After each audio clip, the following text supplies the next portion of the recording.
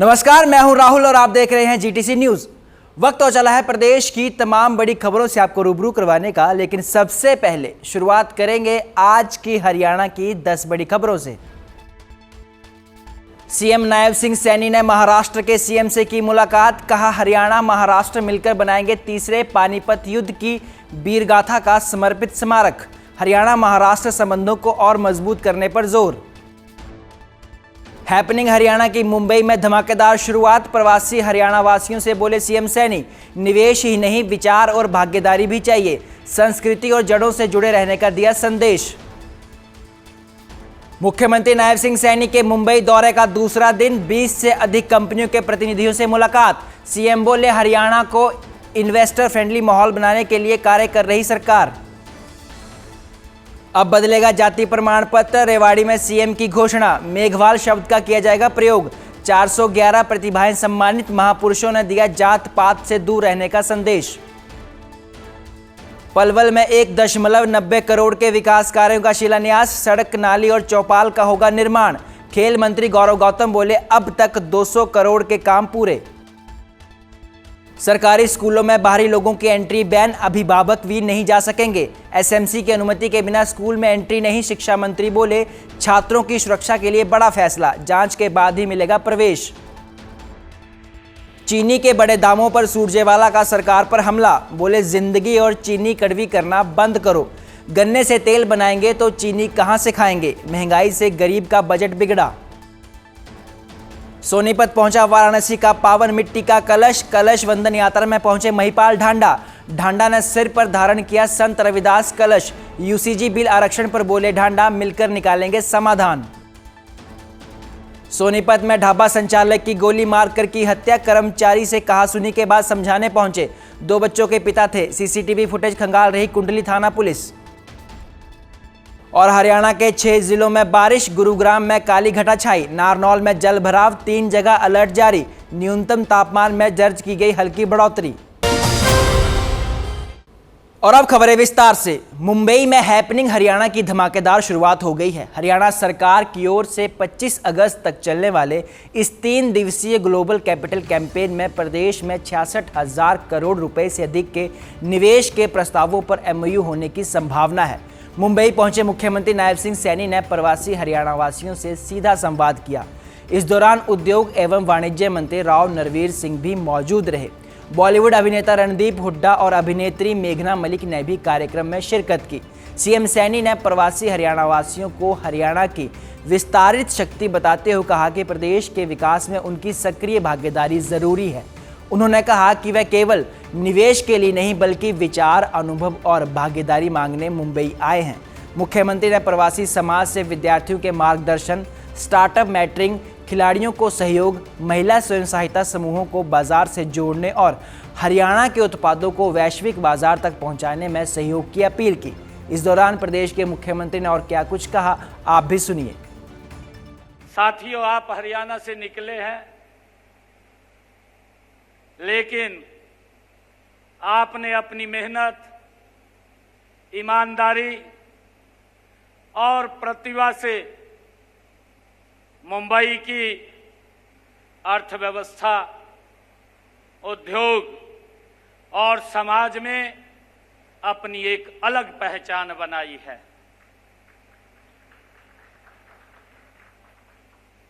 साथियों, हरियाणा की माटी के संस्कार ही ऐसे हैं। मुझे खुशी है कि हमारी बेटी मेवात से, जिन्होंने अभी जिक्र किया है, यहां पर काम के लिए आई, आज लोगों को काम दे रही हैं। यह हमारे लिए गर्व की बात है। मैं ये कहना चाहूंगा कि मेहनत से बड़ा कोई धर्म नहीं है, ईमानदारी से बड़ी कोई पूंजी नहीं है, और अपनी माटी से बड़ा कोई रिश्ता भी नहीं है। मुझे खुशी है कि आज मैं हरियाणा अपने लोगों के बीच में हूं। पेड़ जितना मर्जी ऊंचा चला जाए, परंतु अपनी जड़ों से जुड़ा रहता है। रेवाड़ी के बाबल में आयोजित मेघभाल उत्थान समिति के प्रतिभा सम्मान एवं समरसता सम्मेलन में मुख्यमंत्री नायब सिंह सैनी पहुंचे। इस दौरान उन्होंने विभिन्न परीक्षाओं और खेल प्रतियोगिताओं में शानदार प्रदर्शन करने वाले 411 विद्यार्थियों और खिलाड़ियों को सम्मानित किया। मुख्यमंत्री नायब सिंह सैनी ने कहा कि यह कार्यक्रम सिर्फ सम्मान समारोह नहीं बल्कि सामाजिक समरसता और बदलती सामाजिक चेतना का उत्सव है। उन्होंने कहा कि प्रतिभा किसी जाति की मोहताज नहीं होती और अवसर भेदभाव का मोहताज नहीं। मुख्यमंत्री ने सरकार की उपलब्धियां गिनाते हुए कहा कि हरियाणा में राज्य अनुसूचित जाति आयोग का गठन किया गया है। आयुष्मान भारत और चिरायु हरियाणा योजना के तहत 37 लाख से अधिक मरीजों का इलाज करवाया गया। वहीं लाडो लक्ष्मी योजना के तहत अब तक महिलाओं के खातों में 2042 करोड़ रुपए पहुंचाए जा चुके हैं। सीएम सैनी ने बताया कि अनुसूचित जाति के लोगों के लिए कानूनी सहायता योजना की राशि बढ़ाकर 22,000 रुपये की गई है। किसानों को बायोगैस प्लांट और बैटरी चालित स्प्रे पंप पर सब्सिडी भी दी जा रही है। उन्होंने दावा किया कि पिछले 11.5 वर्षों में बिना खर्ची बिना पर्ची के 2 लाख युवाओं को सरकारी नौकरियां दी गई हैं। साथियों, समरसता कोई एक दिन का ये आयोजन नहीं है, बल्कि ये जीवन जीने का एक संस्कार है। साथियों, आज बावल की इस धरती पर वही संकल्प शिक्षा, प्रतिभा, सम्मान के रूप में साथियों आगे बढ़ रहा है। मुझे खुशी है किसी समाज की सच्ची प्रतिभा तब है जब गरीब का बच्चा भी पढ़े और साथियों बड़े सपने देखे और उन्हें पूरा करने का अवसर मिले। साथियों, बेटी की पहचान जाति से नहीं प्रतिभा से हो और युवाओं की पहचान साथियों जन्म से नहीं उसकी योग्यता और मेहनत से हो। इसीलिए आज साथियों यह सम्मेलन केवल सम्मान समारोह नहीं, ये हरियाणा की बदलती सामाजिक चेतना का एक प्रतीक है। पलवल में विकास कार्यों को लेकर बड़ी सौगात सामने आई है। खेल राज्य मंत्री गौरव गौतम ने प्रकाश बिहार के वार्ड नंबर 22 और वार्ड नंबर 18 में करीब 1 करोड़ 90 लाख रुपए की लागत से होने वाले विकास कार्यों का शिलान्यास किया। इस दौरान स्थानीय लोगों ने मंत्री का फूल मालाओं और पगड़ी पहनाकर स्वागत किया। इन विकास कार्यों के तहत सड़क और नाली निर्माण किया जाएगा, तो वहीं शिव विहार में बघेल चौपाल का भी निर्माण होगा। मंत्री ने कहा कि इन कार्यों से स्थानीय लोगों को बेहतर सड़क, जल निकासी और आवागमन की सुविधा मिलेगी। गौरव गौतम ने दावा किया कि पलवल शहर में विकास कार्य को तेजी से आगे बढ़ाया जा रहा है। लाइन पार्क क्षेत्र में करीब 80% तक सड़क निर्माण पूरा हो चुका है, जबकि शहर में अब तक करीब 200 करोड़ रुपए के विकास कार्य करवाए जा चुके हैं। उन्होंने बताया कि 8.5 करोड़ रुपए की लागत से पेयजल लाइन बिछाने का काम भी लगातार सरकार द्वारा किया जा रहा है, ताकि हर घर तक स्वच्छ पेयजल पहुंचाया जा सके। मूलभूत सड़क चीजों की मेन की समस्या पिछले लंबे समय से बनी हुई थी, आज उसका उद्घाटन और लगातार इसके सीवरेज सिस्टम से बनकर ये सड़क हमारे विकास कॉलोनी के लोगों के लिए समर्पित होगी। आज वार्ड नंबर 22 के लिए बघेल चौपाल हो, ऐसे 2 करोड़ रुपए की लागत से ऊपर से आज विकास कार्य शुरुआत करें। हम लगातार पलवल को आगे बढ़ाने के लिए पलवल के हर मूलभूत सुविधाओं के लिए आज लाइन पार का इलाका जब वहाँ जाते हैं इतना लोग आशीर्वाद देते हैं। लंबे समय से ना वो बिजली की सुविधा थी ना रोड थे, आज वहाँ बनकर तैयार हो चुके हैं। आपसे भी आग्रह वहाँ जाइए। खेल स्टेडियम का काम चल रहा हो, पलवल के सौंदर्यकरण का काम चल रहा हो, पलवल में हर घर को शुद्ध पानी देने के लिए 800 करोड़ रुपए की लागत से लाइन बिछाई जा रही हो। मुझे लगता है कि चाहे हॉस्पिटल की बात हो, हम लगातार काम कर रहे हैं। जो आशीर्वाद पलवल की पूजनीय जनता जनार्दन ने दिया था उस पर खरा उतरने का काम कर रहे हैं। संत रविदास जयंती से पहले वाराणसी की पावन मिट्टी से भरा कलश सोनीपत पहुंचा। भाजपा की ओर से आयोजित संत रविदास कलश वंदन यात्रा में शिक्षा मंत्री महिपाल ढांडा ने शिरकत की और कलश को सिर पर धारण कर नगर परिक्रमा की। इस दौरान भाजपा पदाधिकारियों के साथ विभिन्न समाजों के लोगों ने भी यात्रा में हिस्सा लिया। शिक्षा मंत्री महिपाल ढांडा ने यूजीसी विधेयक और आरक्षण आंदोलन को लेकर कहा कि सभी समाजों के लोगों को एक साथ बैठकर समाधान निकालना होगा। उन्होंने कहा कि देश हमारा है और इसे आगे बढ़ाने का कर्तव्य भी हमारा ही होना चाहिए। समाज के सामने आ रही समस्याओं का समय रहते समाधान करना जरूरी है और आवश्यकता के अनुसार नई नीतियां बनाने का समय अब आ चुका है। वहीं हरियाणा सार्वजनिक उपक्रम ब्यूरो के चेयरमैन मोहनलाल बड़ौली भी कलश वंदन यात्रा में शामिल हुए। उन्होंने संत रविदास महाराज के संदेश को आज भी प्रासंगिक बताते हुए सामाजिक एकता और भाईचारे पर जोर दिया। देखिए, देश के सम्मानित प्रधानमंत्री नरेंद्र मोदी जी ने ये निर्णय लिया हुआ है कि हमने अपने देश के प्रति सच्ची ईमानदारी और निष्ठा के साथ सेवा करनी है, और इसी भाव को जागृत रखते हुए उन्होंने तय किया कि ये देश साधु संतों का देश है, ये देश तपस्वियों का, तप करने वाले लोगों का देश है। इस देश के लोगों ने इतना तप किया है, इतना ज्ञान अर्जित किया है कि यहीं के व्यक्ति कह पाने में सक्षम हुए हैं कि अहम ब्रह्मास्मि, मैं ब्रह्म हूँ। ये सिद्ध भी करके यहाँ के तपस्वियों ने, ज्ञानियों ने, साधु संतों ने करके दिखाया। जब इतना तपस्वियों का, इतना साधु संतों के आशीर्वाद से भरा हुआ देश ये पिछड़ क्यों गया, इसका कारण क्या रहा? और इसका कारण ये रहा कि हमने अपने संतों के, महापुरुषों के आदर्शों को भुला दिया, उनकी शिक्षाओं पर अमल नहीं किया और राजनीतिक स्वार्थ में आके अपने उल्लू सीधे करने में लग गए, और उसका खामियाजा इस देश के लोगों को भुगतना पड़ा।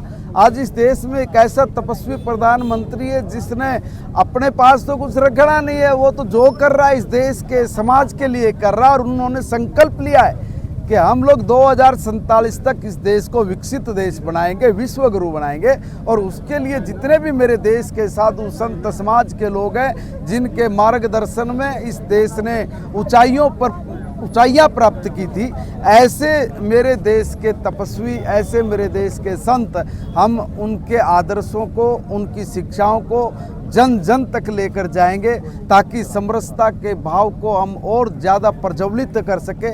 संत शिरोमणि रविदास जी महाराज की जो धरा से काशी विश्वनाथ से जो वहाँ की मिट्टी आई है, और आज सोनीपत स्वर्णप्रस्थ की जो प्राचीन धरा है, आज हमारे सरकार के शिक्षा मंत्री महिपाल ढांडा जी के नेतृत्व में भारतीय जनता पार्टी के कार्यकर्ता और सभी समाज के लोगों ने जिस प्रकार से संत शिरोमणि रविदास जी को याद किया है, और जिस प्रकार से काशी के राजा जब संत शिरोमणि रविदास जी महाराज के चरणों में बैठ के अपने शासन व्यवस्था को चलाने का काम करते थे, उसी प्रकार से आज वर्तमान के प्रधानमंत्री नरेंद्र मोदी जी भी इस देश को विकसित राष्ट्र बनाने के लिए, और जो भारत के लिए जो गुलामी का दौर रहा था उस समय जो जिस प्रकार की एक धारणाएं बना दी कि ये छुआछूत यहाँ पर है, लेकिन जिस प्रकार से लोकप्रिय प्रधानमंत्री नरेंद्र मोदी जी ने कुंभ के समय में भी जो सिपाही कर्मचारियों के चरण धोकर जो संदेश दिया था, और आज बहुत बड़ा संदेश संत शिरोमणि रविदास जी की जो 650वीं जयंती ये पूरे देश में मनेगी, और एक भव्य यात्रा भी और बड़ा आयोजन होगा, और ये एक वर्ष भर चलने वाला कार्यक्रम है। हम इसको घर घर तक लेके जाएंगे। संत शिरोमणि रविदास जी की जो विचारधारा और सामाजिक समरसता के भाव को मजबूत करते हुए देश को विकसित राष्ट्र बनाने के रास्ते पर आगे बढ़ेंगे। इसी के निमित्त ये प्रोग्राम आज रखा गया है। कैथल में कांग्रेस के राष्ट्रीय महासचिव रणदीप सिंह सुरजेवाला ने महंगाई, बेरोजगारी और सफाई कर्मचारियों की हड़ताल को लेकर सरकार पर जमकर निशाना साधा। गुज्जर धर्मशाला में आयोजित समाज सम्मान समारोह में पहुंचे सुरजेवाला ने चीनी के बढ़ते दामों पर सवाल उठाते हुए कहा कि अगर गन्ने से चीनी की जगह तेल बनाएंगे तो लोग चीनी कहां से खाएंगे। उन्होंने कहा कि महंगाई ने आम आदमी का बजट पूरी तरह से बिगाड़ दिया है और सरकार को लोगों की जिंदगी कड़वी करना अब बंद करना चाहिए। सुरजेवाला ने कहा कि पहले भारत दूसरे देशों को चीनी बेचता था, लेकिन अब खरीदने की नौबत आ गई है। उन्होंने सरसों के तेल, आटा, बिस्किट और नूडल्स समेत रोजमर्रा की चीजों की बढ़ती कीमतों का भी मुद्दा उठाया। बेरोजगारी को लेकर उन्होंने कहा कि युवाओं के पास हुनर और काबिलियत है, लेकिन रोजगार के मौके नहीं। महंगी शिक्षा के कारण अभिभावक भी लगातार परेशान हैं। सुरजेवाला ने दावा किया कि देश में बेरोजगारी का आंकड़ा करोड़ों में है। हरियाणा में सफाई व्यवस्था पर भी उन्होंने सरकार को घेरा। सुरजेवाला ने कहा कि प्रदेश में जगह जगह कूड़े के ढेर लगे हुए हैं। उन्होंने सफाई कर्मचारियों को पूरा वेतन देने और उन्हें पक्का करने की मांग की। आदरणीय साथी, मैं रणबीर जी का बहुत सम्मान करता हूं। मैं उन्हें कहूंगा, बरगलाकर, बहकाकर, अनर्गल बयानबाजी कर, अगर चीनी की कीमत कम हो सकती है तो हम भी उनके साथ मिलकर शुरू कर देते हैं। पर सच्चाई ये है कि इस देश में शुगर कंट्रोल ऑर्डर है।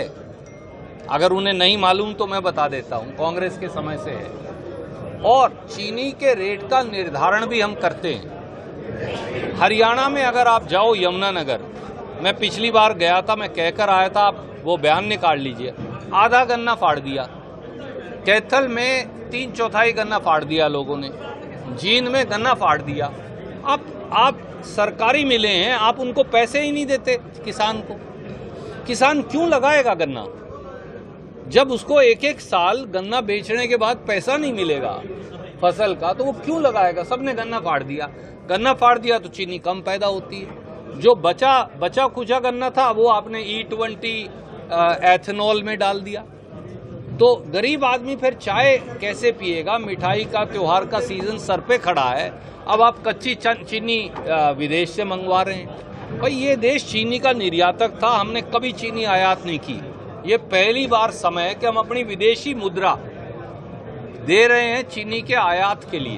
तो इस बात की उन्हें समझ होनी चाहिए। छोटे बच्चों के हाथ में मोबाइल आज ज़रूरत से ज़्यादा आदत बनता जा रहा है। यमुनानगर की सिविल सर्जन दिव्या मंगला ने बच्चों में बढ़ती मोबाइल की लत को लेकर चिंता जताई। उनका कहना है कि बच्चों को मोबाइल देने के पीछे कई बार माता पिता और स्कूल की भूमिका भी होती है। मोबाइल का अधिक इस्तेमाल बच्चों की आंखों और मानसिक विकास पर असर डाल सकता है। साथ ही इंटरनेट पर आने वाले आपत्तिजनक या क्राइम से जुड़ी सामग्री भी बच्चों के लिए खतरनाक साबित हो सकती है। ऐसे में अभिभावकों और शिक्षकों को बच्चों को खेल, योग, मेडिटेशन और दूसरी रचनात्मक गतिविधियों से जोड़ना ज़रूरी है, ताकि बच्चों का ध्यान मोबाइल से हटकर अन्य गतिविधियों पर रहे और वह अपने बचपन को पूरी तरह से जी सकें। बच्चा छोटा सा होता है, उसके हाथ में मोबाइल पकड़ा देते हैं, कोई भी कुछ, वो बच्चा भी ना बड़ा अडेप्टेड हो जाता है to seeing those fast moving pictures. चाहे उसको कुछ समझ नहीं आ रहा होता उस टाइम, चाहे कार्टून भी हो, 6-8 महीने के बच्चे को नहीं होता, पर वो बिल्कुल सीख जाता है देख देख के, एंड मतलब मूविंग फिगर्स देखता रहता है। उससे क्या होता है कि बच्चे की आईसाइट पे भी फ़र्क पड़ता है और एक मेंटल जो डेवलपमेंट होनी है, नॉर्मल वॉइसेस या दादी नानी की बातें सुन के जो उसने बोलना सीखना, वो नहीं सीखता। वो सिर्फ एक ही तरफ, वो ही is just concentrating on those figures which are moving. तो ये एक तरह का रिटार्डेशन या मेंटल ब्लॉक सा हो जाता है, जो अगर बहुत ही छोटे बच्चों को दे दें। अगर बच्चा जैसे इन्फेंट ग्रुप में आ गया, मतलब he is around from 1 year के नीचे बच्चा है, उस बच्चे में तो ये प्रॉब्लम होती है। फिर जब टोडलर ग्रुप आ गया फ्रॉम 1 ईयर टू 3 ईयर्स, उसमें तो बच्चों को मामों ने मदर्स ने बहुत अच्छा वो बना रखा है कि कार्टून लगा के मोबाइल पकड़ा देते हैं और अपना बिजी हैं। चाहे ज़रूरी नहीं कि घर का काम ही कर रहे हो, चाहे फ्रेंड से बातें करनी हो, चाहे कुछ भी करना हो। तो this is becoming not only for the I site, even for the brain development, this becomes a very serious problem. Sonipat के प्याऊ मनियारी इलाके में ढाबा संचालक की गोली मारकर हत्या का मामला सामने आया है। मृतक की पहचान नरेंद्र खत्री के रूप में हुई। बताया जा रहा है कि ढाबे पर काम करने वाले एक कर्मचारी से आरोपी अमन बिहारी गाली गलौज कर रहा था। नरेंद्र खत्री ने जब उसे रोकने की कोशिश की तो दोनों के बीच विवाद हो गया। आरोप है कि विवाद बढ़ने पर अमन बिहारी ने नरेंद्र खत्री को गोली मार दी। गोली लगने से नरेंद्र गंभीर रूप से घायल हो गया और आसपास के लोगों ने उसे अस्पताल पहुंचाया, लेकिन जब तक वह अस्पताल पहुंचा तो डॉक्टरों ने उसे मृत घोषित कर दिया। फिलहाल पुलिस अब सीसीटीवी फुटेज खंगाल कर मामले की जांच में जुट गई है।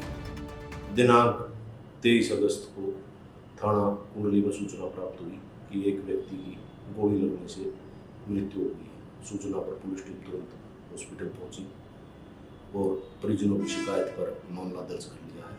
मामले में तफ्तीश जारी है। फरीदाबाद के आगरा हाईवे पर एक दर्दनाक सड़क हादसे में बाइक सवार 2 युवाओं की मौत हो गई। हादसा सराय टोल के पास हुआ, जहां पीछे से आए एक अज्ञात वाहन ने बाइक को जोरदार टक्कर मार दी। हादसे में दोनों युवक गंभीर रूप से घायल हुए और उनकी मौत हो गई। मृतकों की उम्र करीब 22 से 23 वर्ष तक बताई जा रही है। पुलिस ने दोनों के शवों को पोस्टमार्टम के लिए भेज दिया है। वहीं हादसे को 24 घंटे बीत जाने के बाद भी टक्कर मारने वाले वाहन और उसके चालक का अभी तक पता नहीं चल पाया। परिजनों ने पुलिस की कार्रवाई पर सवाल उठाते हुए आरोपी वाहन चालक की जल्द गिरफ्तारी की मांग की है। पुलिस आसपास लगे सीसीटीवी कैमरों की फुटेज खंगाल रही है ताकि अज्ञात वाहन की पहचान की जा सके। सर ये हमें जहाँ तक कि पता लग रहा है ना कि वो जैसे निकल रहा है ना तो उसके पीछे से ना एकदम स्पीड में गाड़ी आ रही है, तो आप समझ सकते हो बाइक जो होती है ना, बाइक बड़ी गाड़ी से लहर जाती है, उनका बैलेंस उसी चीज से खराब हुआ और वो गिरे। तो उसने कार वाले ने बिल्कुल नहीं देखा, उसने सीधा गर्दन पे गाड़ी चढ़ाते हुए, कंफर्म नहीं कह सकते सर जो भी गाड़ी है, पर उसने सर पे चढ़ा दिया, सर से ही ओनली निकली है गाड़ी, पूरी बॉडी सेफ है और एक हाथ ऐसे हो गया हुआ, तो एक हाथ फ्रैक्चर है यहाँ से। और भाई का दूसरा कौन था? दूसरा सर जानकारी था, उसी की जानकारी में हाँ दोस्त में एक काम करता वो सर, मेरा भाई तो बदरपुर बॉर्डर रहता था 60 फीटा रोड पे। हाँ मेरे भाई के 23-24 के लपेट में। नहीं शादीशुदा नहीं। बाइक पे सवार थे, अज्ञात वाहन ने इनके साथ एक्सीडेंट हुआ, उसमें दुर्घटना मौत हो गई इनकी। पोस्टमार्टम करा के मुकदमा दर्ज है 240 नंबर, वारसान को लाश दी जा रही है। सर परिवार का ये कहना है कि आप लोग बोल रहे हैं कि हम कोई कार्रवाई नहीं कर सकते, मतलब आप लोग जाओ गाड़ी का नंबर ढूंढ के लाओ जिससे हादसा हुआ है, ये परिवार के लोग कह रहे हैं। पुलिस चल रही है, तफ्तीश अभी मिलेगी, गाड़ी भी मिल जाएगी। भिवानी में गौवंश तस्करी और पुलिस टीम पर फायरिंग के मामले में पुलिस को बड़ी कामयाबी मिली है। सीआईए स्टाफ 2 ने करीब 3 साल से फरार चल रहे 5,000 रुपए के इनामी आरोपी को गिरफ्तार किया है। आरोपी की पहचान तोशाम निवासी जगदीश के रूप में हुई।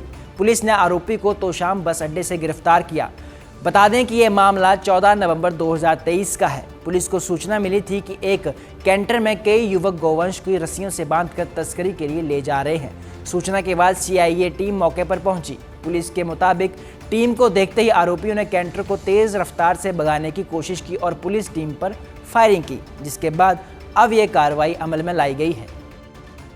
श्रीमान पुलिस अधीक्षक भिवानी द्वारा एक विशेष अभियान चलाया गया है जो जिला में लंबित अभियोग जो वर्ष 2023, 22, 25 से जो लंबित चल रहे थे, उनमें जो आरोपी वांछित थे उनकी गिरफ्तारी के लिए विशेष अभियान चलाया हुआ है।